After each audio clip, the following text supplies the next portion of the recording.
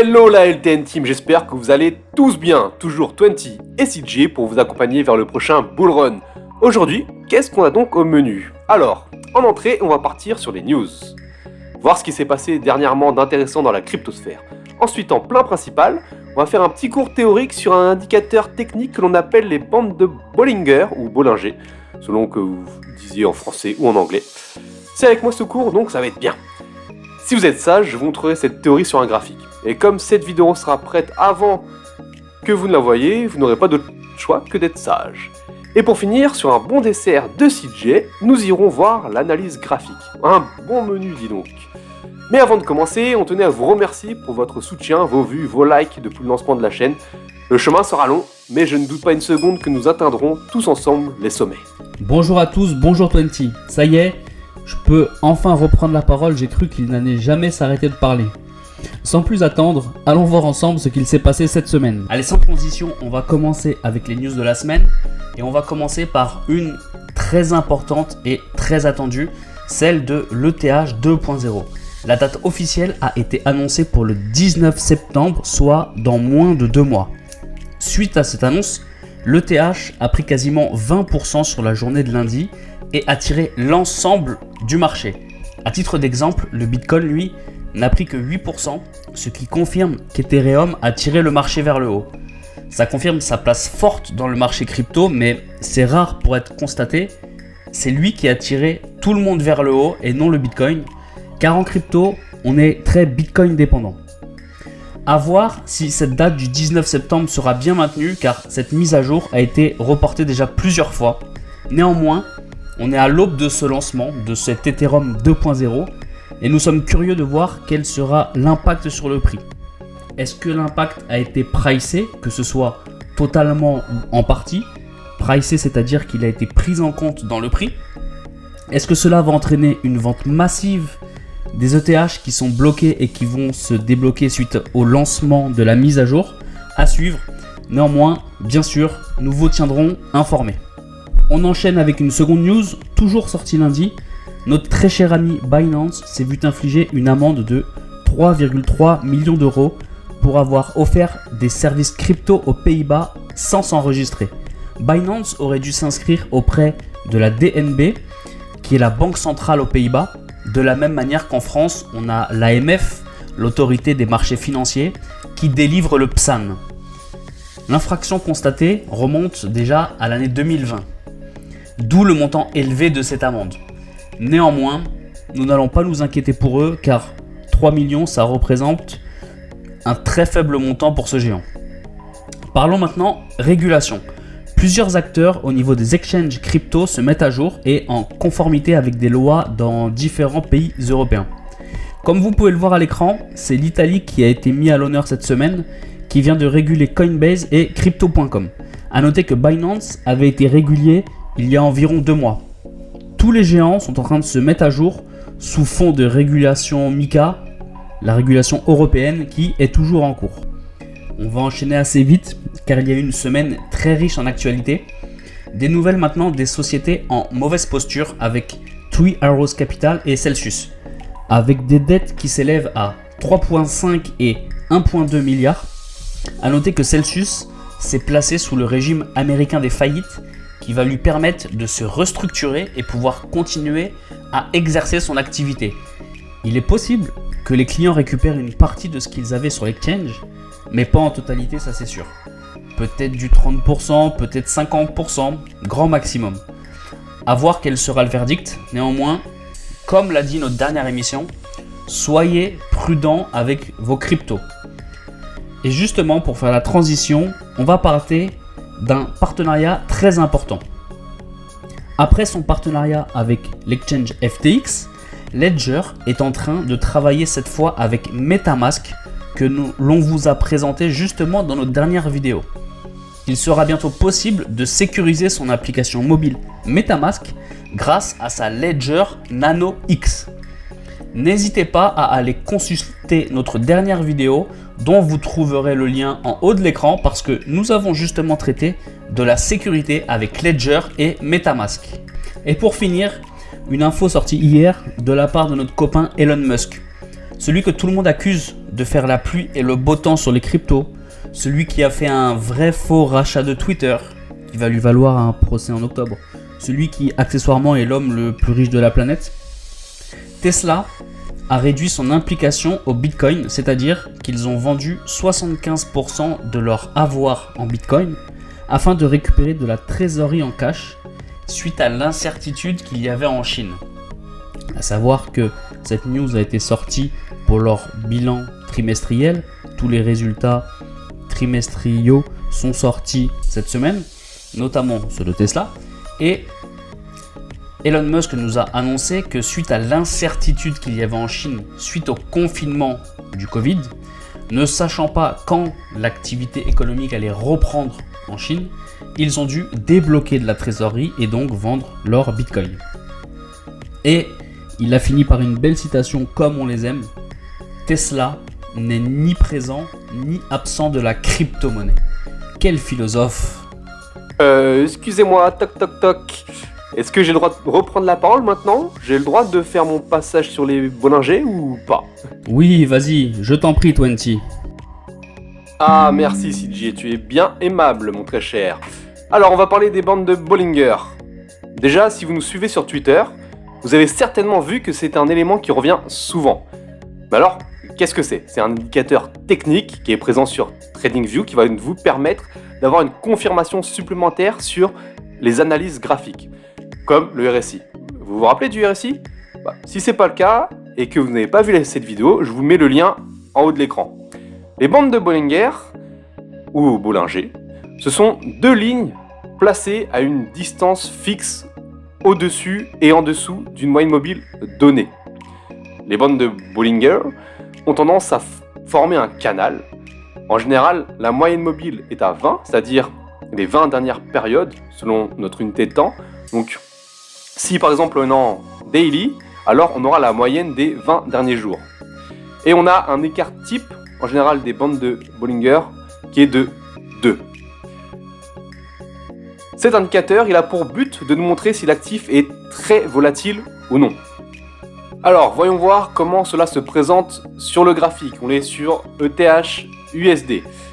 Sur le graphique ici, on peut voir lors d'une forte expansion. Du coup là, on a d'abord les bandes de Bollinger qui sont à plat et quasiment parallèles.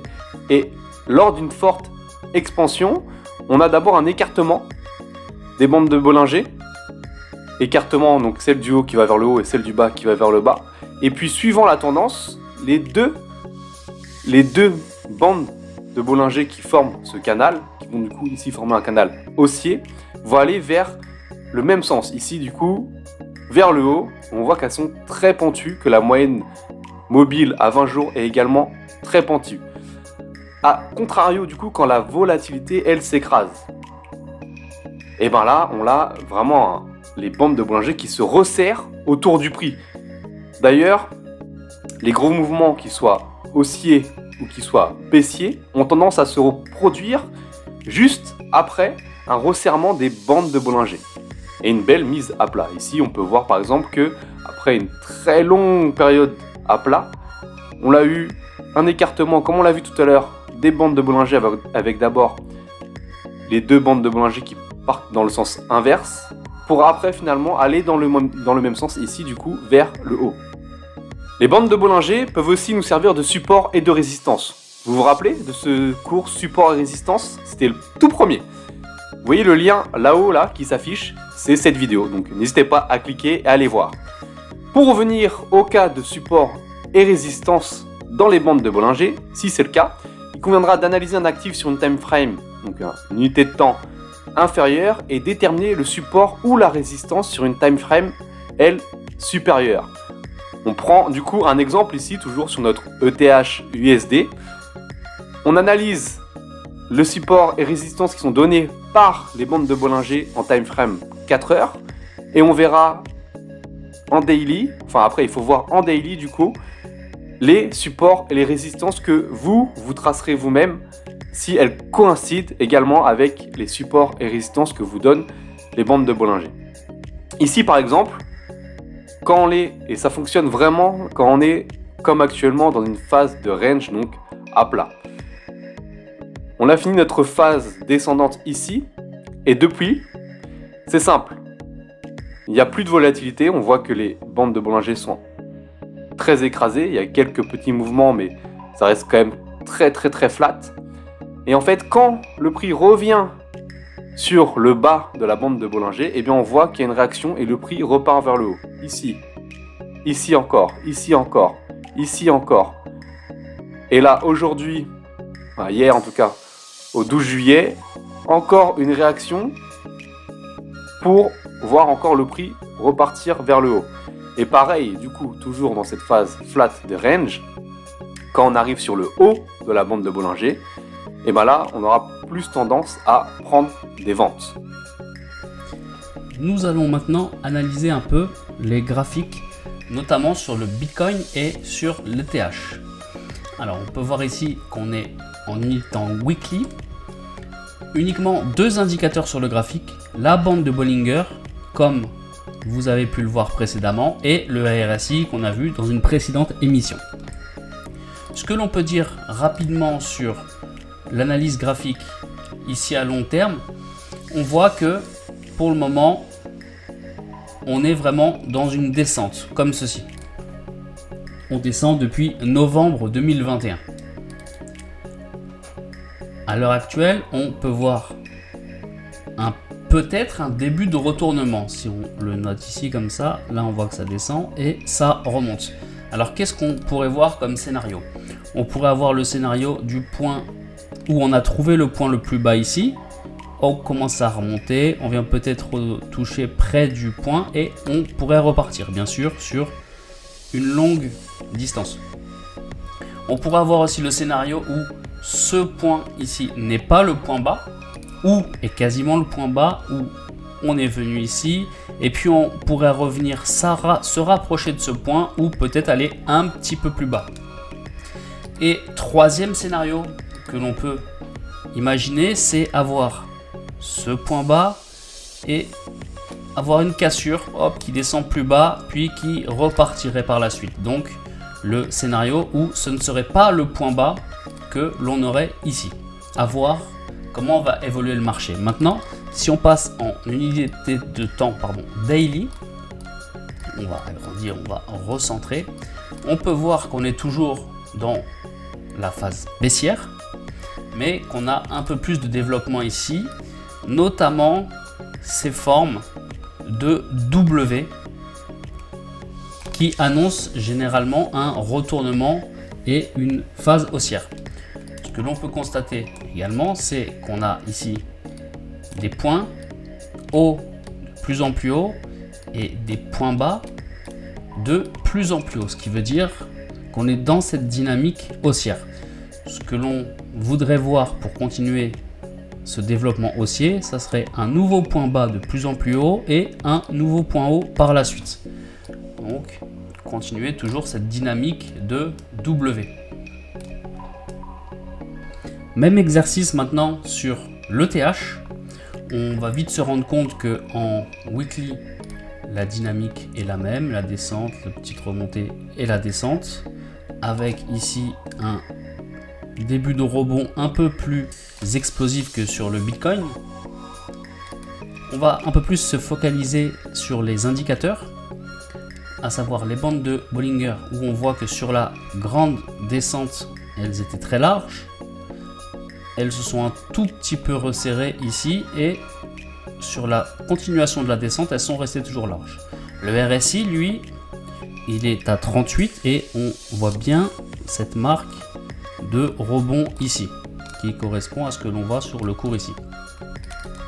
Si on passe en daily maintenant, où on va avoir un petit peu plus d'indications, on voit que c'est à peu près la même chose que sur Bitcoin, à cela près que la phase haussière est plus explosive. Ici, on peut voir la bougie de lundi qui correspond à l'annonce de l'ETH 2.0. Et ce qui est intéressant de constater cette fois dans les bandes de Bollinger, c'est que sur la phase de descente, les bandes étaient très ouvertes, puis on a eu ici une phase de remise à plat qui correspondait à la consolidation, et une expansion haussière où on voit bien les bandes qui sont en train de s'ouvrir, ce qui est signe de volatilité. Et sur le RSI, on voit que lui, par contre, sur cette explosion des derniers jours, il est quasiment passé en surachat en allant quasiment toucher la ligne de 70.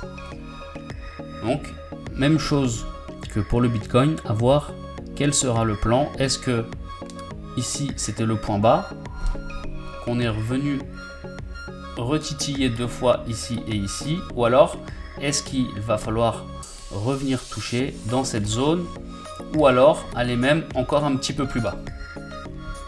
Voilà, c'était un petit point graphique pour voir ce qui se passe sur les deux géants que sont le Bitcoin et l'Ethereum. Pourquoi uniquement ces deux-là pour le moment? Parce que c'est eux qui donnent la direction au marché en entier. Et tant que le Bitcoin et l'Ethereum ne seront pas repartis fortement à la hausse, tous les autres projets ne repartiront pas à la hausse. Bien sûr, il ne faut pas oublier qu'on est dans le marché baissier qui va s'étendre sur plusieurs mois. Bien sûr, il y aura des rebonds et des redescentes dans un grand range. Néanmoins, pour espérer revoir des points, des ATH, des points le plus haut, il va falloir attendre minimum d'être en 2024. Merci de nous avoir suivis, la LTL Team. Rendez-vous pour une prochaine émission la semaine prochaine. Ciao!